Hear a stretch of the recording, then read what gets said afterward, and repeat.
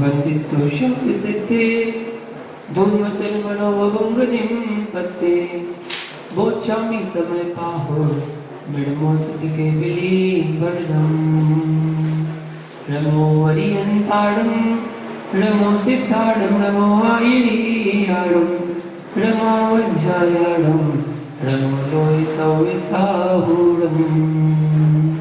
जय बोलो निरंकार सिद्ध परमेश्वरी भगवान की, ईश्वरनीय महावीर भगवान की, आचार्य भगवान कुंद कुंद स्वामी की, आचार्य गुरु विराग सागर जी महाराज की, आचार्य श्री विशुद्ध सागर जी महाराज की, महानुभाव आचार्य भगवान कुंद कुंद स्वामी समय सार ग्रंथ 128 नंबर 129 नंबर गाथा की व्याख्या करते हुए बता रहे हैं। आचार्य भगवान ध्रुव गायक स्वभाव का व्याख्यान कर रहे हैं। ज्ञानी जीव ज्ञान में भाव का करता है, अज्ञानी जीव अज्ञान में भाव का करता है। जिस क्षण में ज्ञान भाव है उस क्षण में अज्ञान भाव नहीं है, और जिस क्षण में अज्ञान भाव है उस क्षण में ज्ञान भाव नहीं है। एक समय में एक ही भाव होगा, ज्ञान होगा या अज्ञान होगा। निज ज्ञान या अज्ञान भाव की धारा को ये जीव परिपूर्ण समझता है, लेकिन उसकी विडंबना है कि अपने अज्ञान भाव को जानते हुए भी अज्ञान का विसर्जन नहीं कर पा रहा है। उसे पता है कि मैं अज्ञान हूं, अज्ञान में मेरा भाव है, फिर भी विसर्जन नहीं कर पा रहा। प्रत्येक क्षण की अज्ञान क्रिया तुझे मालूम है क्या? प्रत्येक क्षण की अज्ञान प्रवृत्ति, चिंतन, प्रसंग सब तुझे मालूम है क्या? अशुभ बोलते समय क्यों बोध नहीं हो रहा है कि मैं अशुभ बोल रहा हूं? अशुभ करते समय क्या तुझे मालूम नहीं है कि मैं अशुभ कर रहा हूं? अशुभ सोचते समय क्या तुझे मालूम नहीं है कि मैं अशुभ चिंतन कर रहा हूं?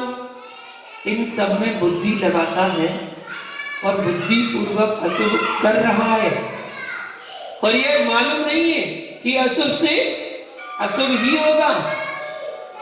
ये भी ज्ञात है, तब भी अशुभ ही अशुभ करता है। भैया,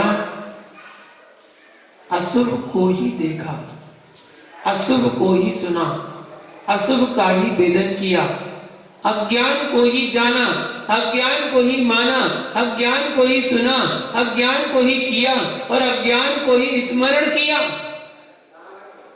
ये कंठस्थ संस्कार पड़े हुए हैं। हर जीव को मालूम रहता है कि मैं क्या कर रहा हूं, लेकिन क्या कर रहा है? आराधना भी कर रहा है, तब वहां पर भी विराधना है। कसाय आकर खड़ी हो गई, मंत्राक्षर की जाप कर रहा है, बीजाक्षरों की जाप कर रहा है, वहां पर भी राग का मंत्र आ गया। 35 अक्षर जाप करूं, 16 अक्षर जाप करूं, ज्येष्ठ अक्षर जाप करूं, इससे अमुक फल की सिद्धि होगी। इन अक्षरों की आराधना करते हैं, जबकि अक्षर स्वभावी भगवान आत्मा की प्राप्ति करना चाहिए थी। दो ही तो अक्षर है, एक अक्षर है और एक आत्मा अक्षर है। जिसका क्षरण नहीं होता है, जिसका नाश नहीं होता है, वह अक्षर सामने परिभाषा दे रहा है। जिसका कभी क्षरण ना हो, जिसका नाश नहीं होता, वह अक्षर है। आत्मा ध्रुव अक्षर है, त्रैकालिक ध्रुव है, जिसका कभी क्षय नहीं होता। जो अक्षर बीजाक्षर आदि है, उसे भी जैन सिद्धांत यह नहीं मानता कि किसी ने डमरू बजाया हो और डमरू की आवाज से अक्षर निकले हो। तो जो डमरू बजाने वाला नहीं था, तो अक्षर नहीं थे क्या? अक्षर नहीं थे क्या? इसलिए ध्यान दो, कोई जादू टोना करके कोई मंत्र या अक्षर नहीं निकले। सिद्धो वर्ण समामनाएं, अक्षरों की आमनाएं अनादि सिद्ध है। इस बात का विशेष ध्यान रखना, जितने बाहर के व्याकरण हैं वे कई मयूर के नाचने से अक्षर उत्पन्न करा रहे हैं, कोई डमरू बजाकर अक्षर उत्पन्न करा रहे हैं, कोई कहीं से भी आ रहे हो, लेकिन सिद्धो वर्ण सामनाएं समामनाएं, इसलिए वर्णों की आमनाएं अनादि से सिद्ध है। इस बात को विशेष ध्यान रखना। जितने हैं बाहर के व्याकरण हैं, वो ज्ञानी ये 16 अक्षरी मंत्र है, 16 अक्षरी मंत्र है, लेकिन अब आप में वह सामर्थ्य नहीं है कि किसी पर्वत की चोटी पर उनकी आराधना करने पहुंच जाए। और सबसे बड़ा साध्य तो आत्मसाध्य है।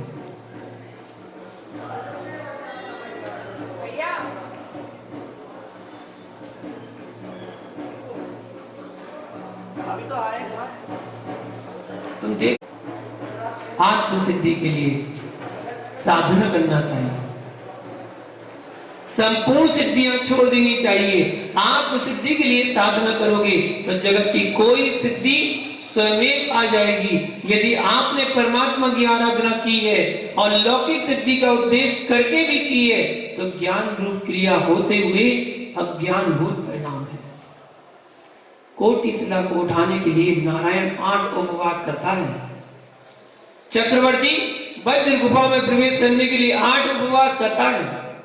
भगवान का नाम भी लेता है, जिससे लोग कहेगा कि कितना ज्ञानी है, परंतु अध्यात्म लोग कहेगा कि कितना अज्ञानी है।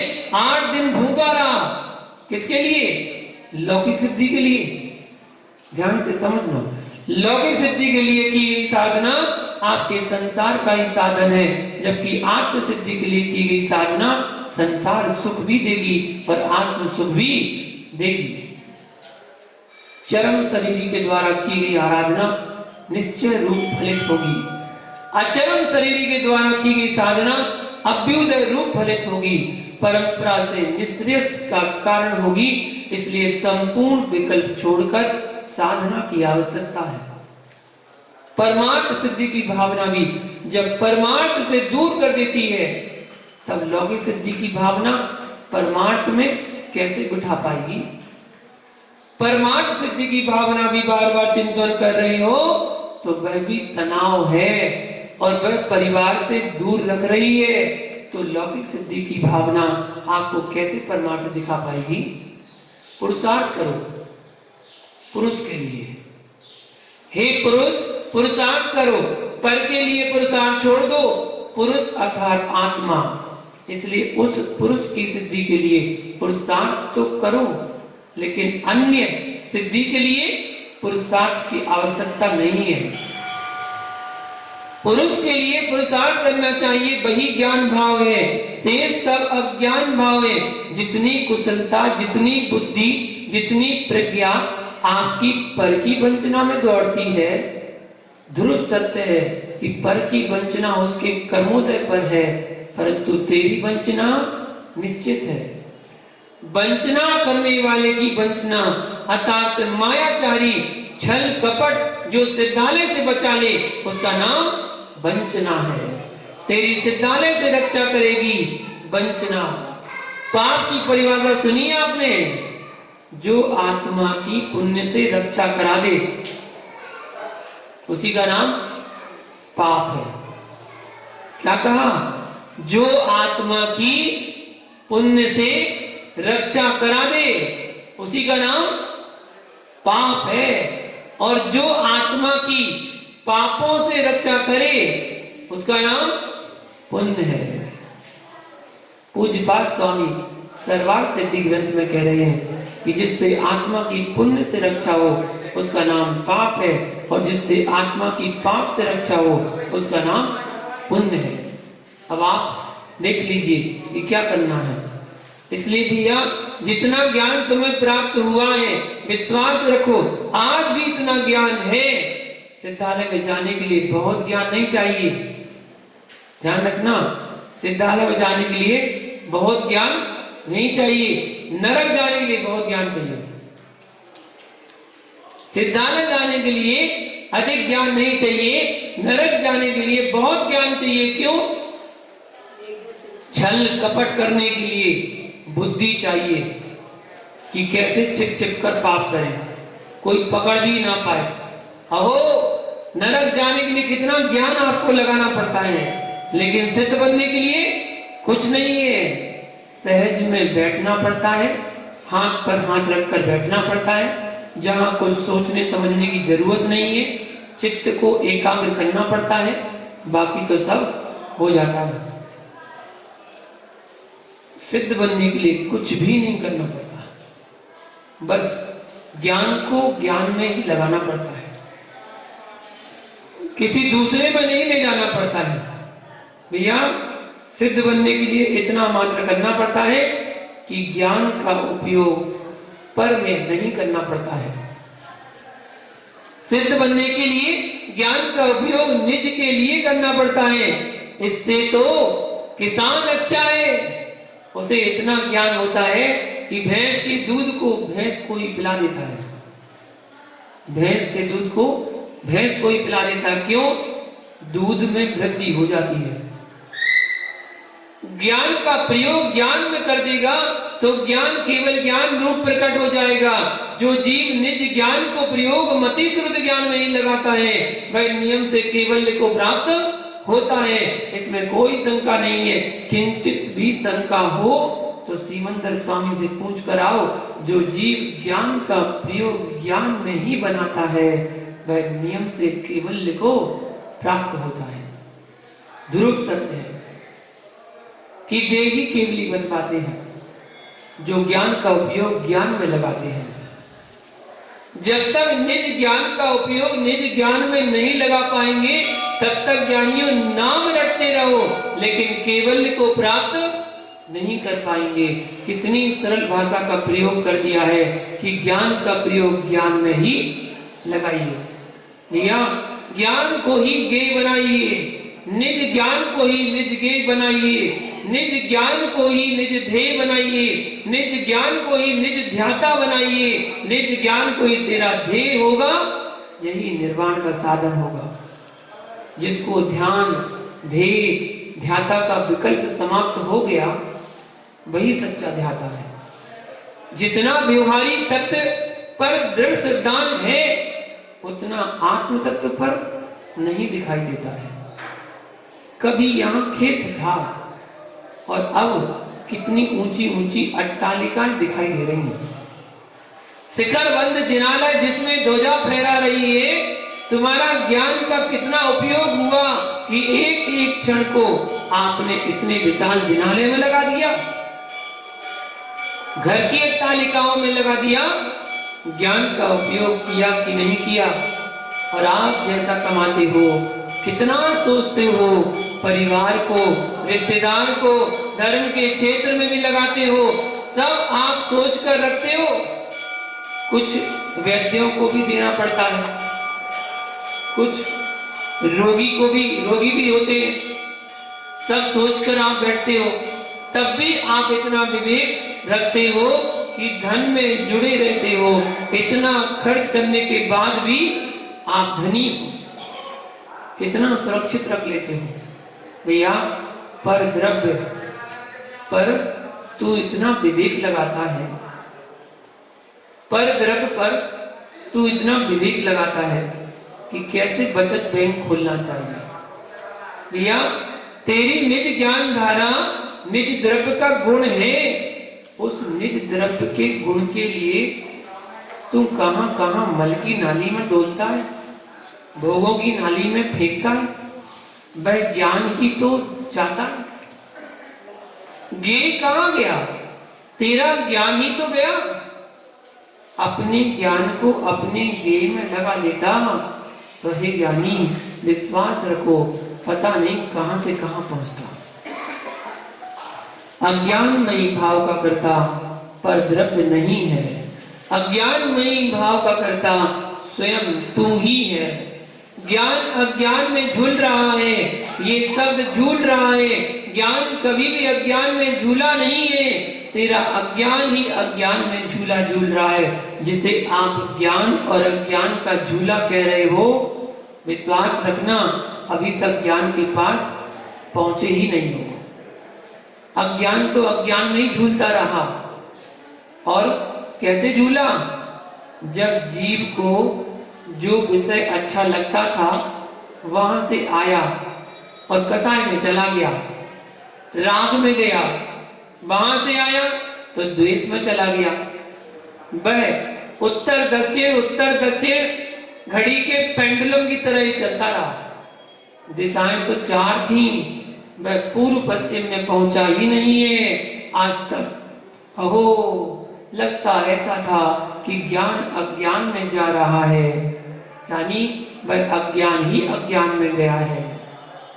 क्रोध में गया तो भी अज्ञान ही गया, मान में गया तो भी अज्ञान ही गया है, माया में गया तो भी अज्ञान ही गया है।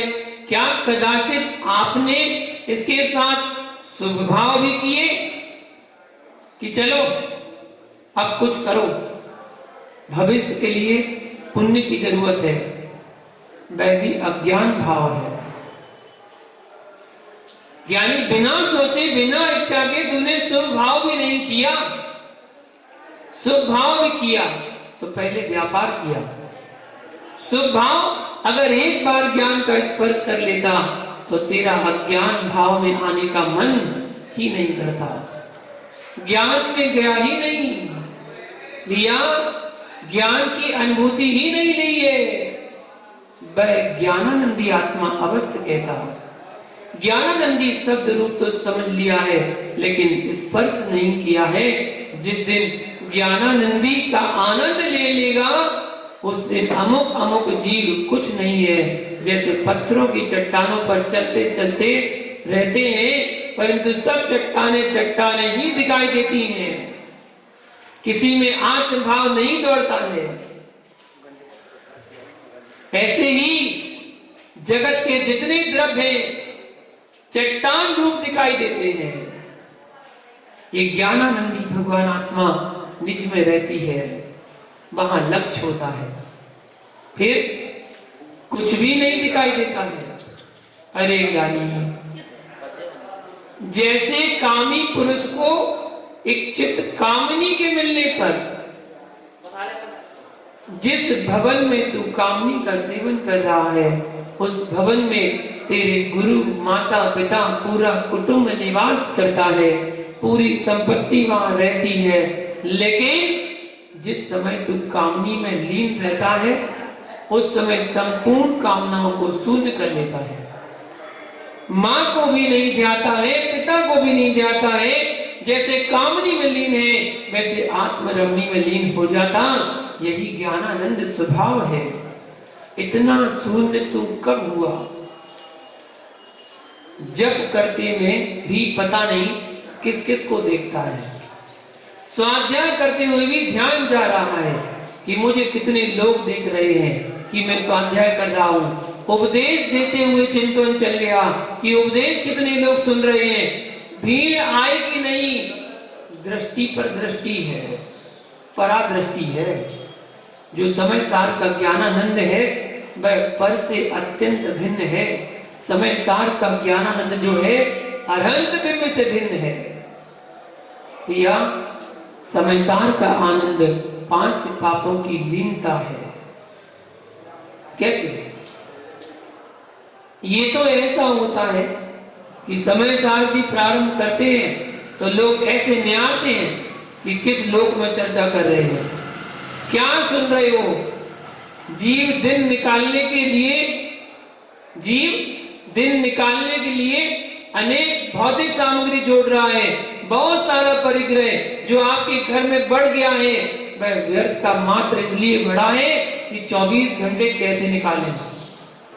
24 घंटे कैसे निकालें? बाहर से घर आता है, 10-5 मिनट बैठता है, तुरंत कहता है टेलीविजन खोलो। फिर समय कैसे निकले? या फिर किसी से बातें करेगा कि समय कैसे निकले। समय का निकालना और समय को समझना कितना कठिन है।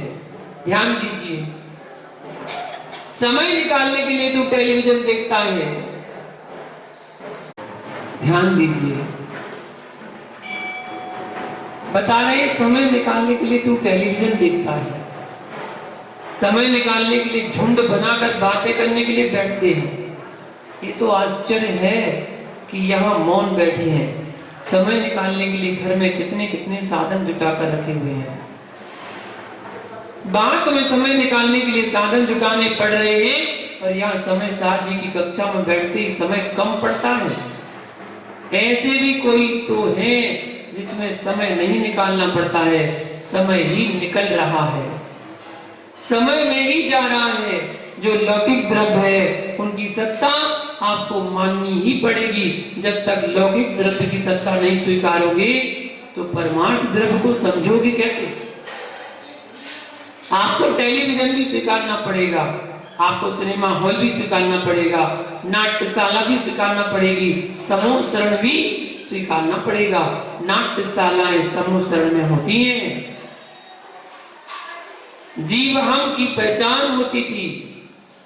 अज्ञानी समूह शरण में भी पहुंचता था तो नाट्यशालाओं में रिझता था, सरोवरों में स्नान करता था, बावड़ियों में चेहरा देखता था। और जिसका ज्ञान ज्ञान में जा रहा है सीधा श्री मंडप भूमि पर जाकर तीर्थंकर परमात्मा की वंदना करता है। ये ज्ञानानंद का परीक्षण कीजिए। जब पंच कल्याणक होता है तो उस समय बहुत सारी दुकानें भी लगी होती हैं, आपने देखा होगा। विभिन्न अंचलों के लोग आते हैं, कोई बेलन खरीदता है, कोई चौकी खरीदता है। लेकिन जहां जिनेंद्र का पंच कल्याणक चल रहा था उस वेदी पर उपदेश होते थे। वहां कोई भिन्न ही लोग होते थे। बाजार में घूमने वाले बाहर ही से निकल जाते थे। देखो जैसे समूह शरण में नाट्यशालाएं हैं जानकर होती हैं, ऐसे ही मेलों में बाजार भी लगते हैं। बस यहाँ आप तटस्थ होकर बैठ जाइए, निहारिए कितने लोग मेले में आए, कितनों ने झूला झूला, अब सबकी जानकारी लें। कितनों ने वहां ठेलों पर चाट खाई, सब ध्यान दीजिए। समूह शरण से लगा हुआ जहां भगवान का समूह शरण लगा, जहां भगवान का, वहां कितने द्रव्य की मुट्ठी बांधकर श्री मंडप भूमि पर आए। अब वो कितने तत्व सुन रहे हैं, कितने किस उद्देश्य से आए हैं। बस ज्ञान की पहचान करते जाइए। अपने परिणामों से पूछो, पर से मिलने कितने गए मेले में, निज से मिलने कितने गए मेले में। ये सब मेला ही तो है।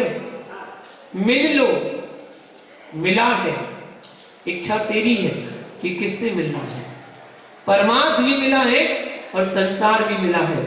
मिल लो, किससे मिलना है, यही मेरा है। सब आपके पास है। इसलिए भैया घड़ी का पेंडुलम ज्ञान में चला है, अज्ञान में नहीं चला। अज्ञान ही अज्ञान में चला है। शेष विषय के बारे में कल जानेंगे। आज के लिए इतना ही। जय बोलो पारसनाथ भगवान की।